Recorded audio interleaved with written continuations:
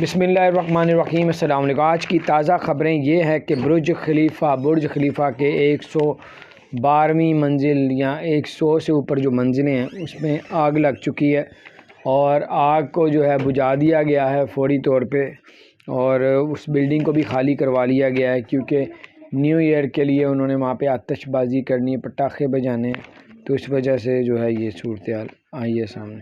تو اب برج خلیفہ کو خالی کروا لیا گیا۔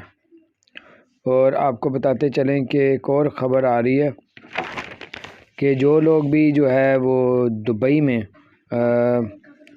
اب ابو دھابی میں ہے، اب 7 دن کے بعد آپ کا کرونا کا ٹیسٹ کیا جائے گا، اور جو لوگ بھی جاب کر رہے ہیں تو وہ بھی کرونا کا جو ٹیسٹ کی جو فیس ہوگی بالکل فری ہوگی۔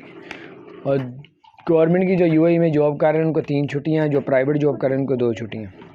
یہ تھی کچھ اپڈیٹ۔ اپنا خیال رکھیں، چینل کو سبسکرائب نہیں کیا جو سبسکرائب کر دیں۔